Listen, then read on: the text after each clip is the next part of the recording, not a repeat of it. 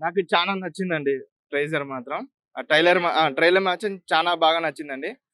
ఇది మన 'ఇస్ఫాక్' అన్న మాస్‌గా బాగుపడినాడుగా అన్న. ఈ గెటప్ ఏందంటే చాలా డిఫరెంట్‌గా ఉంది. ఆయనకి ఏ ఏ ఏ క్యారెక్టర్ అయినా ఆయనకు సూట్ అవుతుందండి. అందులో ఒక డైలాగ్ ఉంటుంది. అంటే డైలాగ్ ఉండదు. జస్ట్ సీను ఆహ్, దాసిని ఎక్కడికో ఎళ్ళింది అన్న తర్వాత అమ్మాయి ఇలా కొడుతుంది. అప్పుడు మనోడు ఎక్స్‌ప్రెషన్ ఇస్తాడు. అది మాత్రం హైలైట్.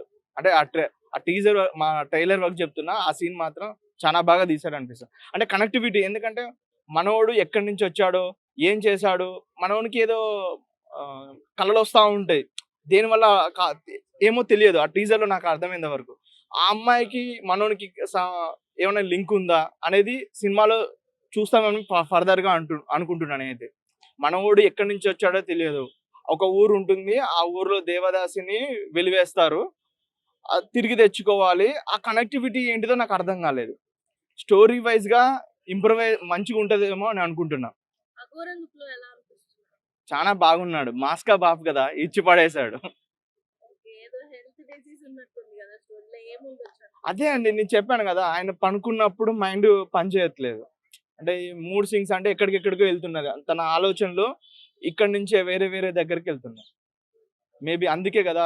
మన 'మేఘనా చౌదరి' యాక్టర్ 'చాందిని చౌదరితోని' మనోడు హిమాలయ పర్వతానికెళ్ళి వెతుక్కుంటాడు. ఆయనకొచ్చే కలలకి సమాధానం వెతుక్కుంటూ ఎళ్తాడు.